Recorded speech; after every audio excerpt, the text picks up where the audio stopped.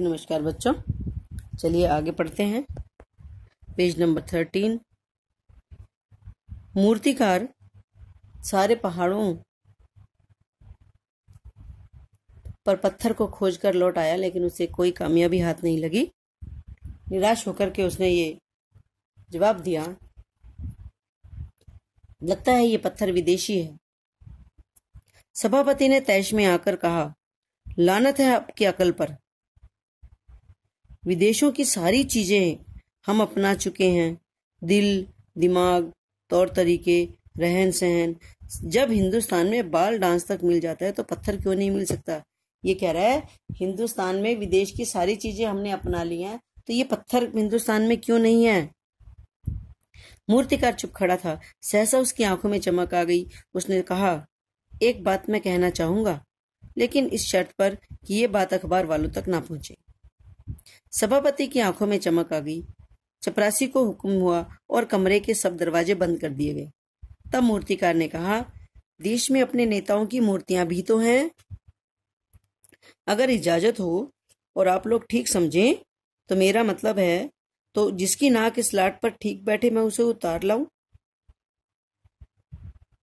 सब क्या कहना चाहता है कि भी देश में इतने सारे नेताओं की मूर्तियां हैं, अगर किसी भी नेता की मूर्ति की नाक अगर इस नाक से मैच कर जाती है तो मैं उसकी मूर्ति पर से नाक उतार के इस मूर्ति पर लगा दूं। सबने सबकी तरफ देखा। सबकी आंखों में एक क्षण की बदहवासी के बाद खुशी तैरने लगी। सभापति ने धीरे से कहा, लेकिन बड़ी होशियारी से। और मूर्तिकार फिर देश के दौरे पर निकल पड़ा। जॉर्ज पंचम की खोई हुई नाक का नाप लेकर वो सारी मूर्तियों के दौरे पर गया। दिल्ली से वो मुंबई गया। दादा भाई नौरोजी, गोखले, तिलक, शिवाजी, कावस जी, जहांगीर, सबकी नाक उसने टटोली, नापी। गुजरात की तरफ गया। गांधी जी, सरदार पटेल, विट्ठल भाई पटेल, महादेव देसाई की सारी मूर्तियों को भी देखा, परखा। बंगाल की तरफ गया। वहां गुरुदेव, रविंद्रनाथ ठाकुर, सुभाष चंद्र बोस, राजा राम मोहन राय आदि को भी देखा, नाप जोख की। और बिहार की तरफ भी गया। बिहार होता हुआ उत्तर प्रदेश की तरफ आया। वहां पर चंद्रशेखर आजाद, बिस्मिल, मोतीलाल नेहरू, मदन मोहन मालवीय की लाटों के पास भी गया और घबराहट में मद्रास भी पहुंच गया। सत्य मूर्ति को भी देखा। मैसूर, केरल, सभी प्रदेशों का दौरा करता हुआ वो पंजाब आ पहुंचा। लाला लाजपत राय और भगत सिंह की लाटों से भी सामना हुआ। आखिरकार दिल्ली पहुंच गया और उसने अपनी मुश्किल बयान की। यानी पूरे भारत के अलग अलग प्रांतों में वो गया और वहां पर देशभक्तों की अलग अलग जो लाटें लगी हुई थी, मूर्तियां लगी हुई थी, सारी मूर्तियों की नाकों का नाप लिया, पर कोई भी मूर्ति जॉर्ज पंचम की लाट की नाक के बराबर की नहीं थी। इसलिए उसने लौट कर कहा, पूरे हिंदुस्तान की परिक्रमा कराया, सब मूर्तियां दिखाया, सबकी नाकों का नाप लिया, पर जॉर्ज पंचम की इस नाक से सब बड़ी निकली। यानी सब मूर्तियों की नाक का नाप लेके आया हूं, पर जितनी भी नाक हैं, सबकी नाक जॉर्ज पंचम की नाक से बड़ी है। इसका मतलब ये है कि जॉर्ज पंचम की जो इज्जत, मान, सम्मान भारत में है, उसके मुकाबले देशभक्तों का मान और सम्मान उससे कई गुना ज्यादा बड़ा है। नाक बड़ी होने का मतलब है कि उनकी इज्जत जॉर्ज पंचम की इज्जत से कहीं बड़ी है। सुनकर सब हताश हो गए और झुंझलाने लगे। मूर्तिकार ने ढाढ़स बंधाते हुए आगे कहा, सुना है कि बिहार सेक्रेटरीट के सामने सन 42 में शहीद होने वाले बच्चों की मूर्तियां स्थापित हैं। 42 मतलब 1942 में बहुत सारे बच्चे थे, छोटे बच्चों ने भी 1942 के आंदोलन में, भारत छोड़ो आंदोलन में भाग लिया था। तो बहुत सारे बच्चों को अंग्रेजों के द्वारा शहीद कर दिया गया था। उन बच्चों की बिहार के सेक्रेटरीट के सामने उन छोटे बच्चों की भी मूर्तियां बनाई गई हैं। तो वो कहता है कि शायद बच्चों की नाक जॉर्ज पंचम की नाक पर फिट बैठ जाए, और ये सोचकर वो वहां भी गया। मगर उन बच्चों की नाकें भी जॉर्ज पंचम की नाक से कहीं बड़ी बैठती हैं। अब बताइए मैं क्या करूं। इसका मतलब क्या है, हमारे देश में शहीद हुए जो बच्चे हैं उनकी नाक भी जॉर्ज पंचम की नाक से बड़ी है। मतलब उनका इज्जत मान सम्मान भी भारत में जॉर्ज पंचम से कहीं कहीं ज्यादा है। राजधानी में सब तैयारियां थी।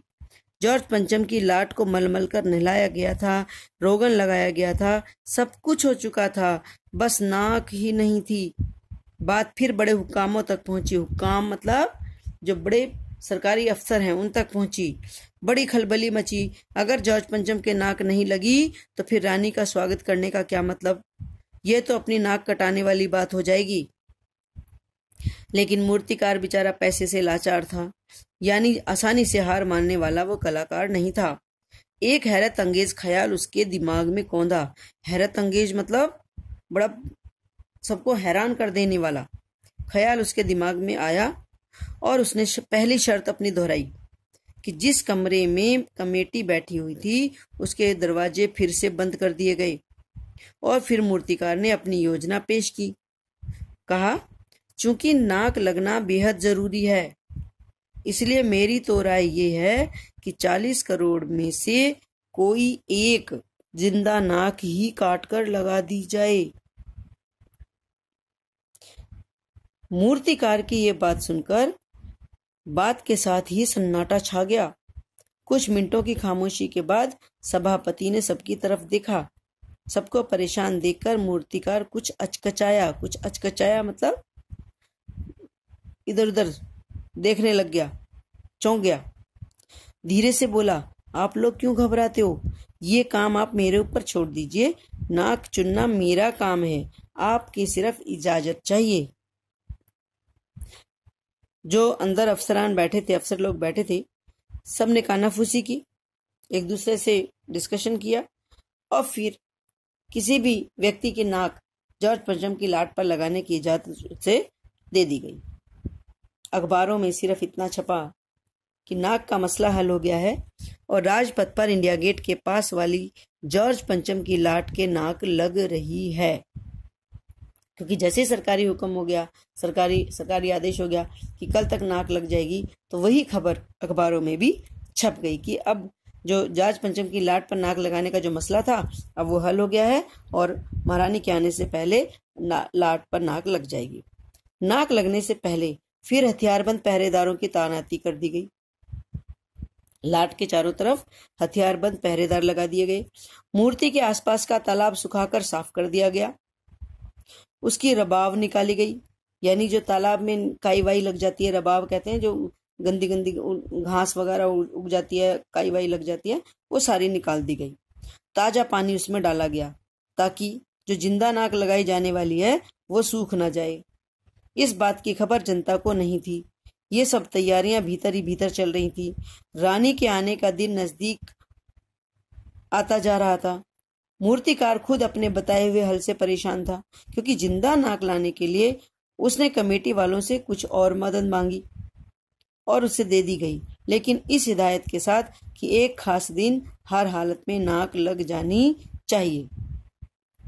इतने आसान थोड़ी है किसी जिंदा आदमी की नाक काट के लगा देना, आसान बात नहीं है और वो उसके लिए मुश्किल भी है, पर क्योंकि वो सरकारी अफसरों को वादा कर चुका है तो अपनी खुद मुश्किल में फंस गया है। और फिर वो दिन भी आया जब जॉर्ज पंचम के नाक लगा दी गई। सब अखबारों ने खबरें छापी कि जॉर्ज पंचम के जिंदा नाक लगाई गई है, यानी ऐसी नाक जो कतई पत्थर की नहीं लगती। ये अखबारों ने छाप दिया कि जिंदा नाक लगाई गई है, पत्थर की तो बिल्कुल नहीं है। लेकिन उस दिन के अखबारों में एक बात गौर करने वाली थी। उस दिन देश में कहीं भी किसी उद्घाटन की खबर छपी नहीं थी। किसी ने कोई फीता नहीं काटा, कोई सार्वजनिक समारोह नहीं हुई, कहीं भी किसी का अभिनंदन नहीं हुआ, कोई मानपत्र भेंट करने की नौबत नहीं आई, किसी हवाई अड्डे और स्टेशन पर कोई स्वागत समारोह नहीं हुआ, किसी का ताजा चित्र भी नहीं छपा। कहने का मतलब यह है, महारानी का भारत में आगमन हुआ है, लेकिन उसके आने की, उसके स्वागत की और कोई भी सभा वगैरह होने की कोई खबर अखबारों ने नहीं छापी थी। सब अखबार बिल्कुल खाली थे। पता नहीं ऐसा क्यों हुआ। नाक तो सिर्फ एक चाहिए थी और वो भी बुद्ध के लिए। कहने का मतलब ये है, अखबार खामोश क्यों थे? सही तौर पर जब अखबारों को ये पता चल गया कि असली आदमी की नाक काट करके लगाई गई है, एक जॉर्ज पंचम, एक अत्याचारी आदमी के मान सम्मान को बढ़ाने के लिए, महारानी को खुश करने के लिए अपने ही देश के किसी व्यक्ति को अपमानित किया गया, उसकी नाक काट दी गई है, ये बात अखबार वालों को बिल्कुल पसंद नहीं थी, बुद्धिजीवियों को बिल्कुल पसंद नहीं आई। इसलिए अखबारों ने मौन रह करके अपनी सरकार के इस काम को, इस कार्य को गलत बताने का प्रयास किया और इसका विरोध करने की कोशिश की, मौन रह करके अखबार में कुछ भी छापे बिना। इसलिए अखबार उस दिन बिल्कुल खाली थे, यानी जो बुद्धिजीवी वर्ग था वो अपनी नाराजगी सरकार के इस कार्य के प्रति अपनी जताना चाहते थे। ठीक है।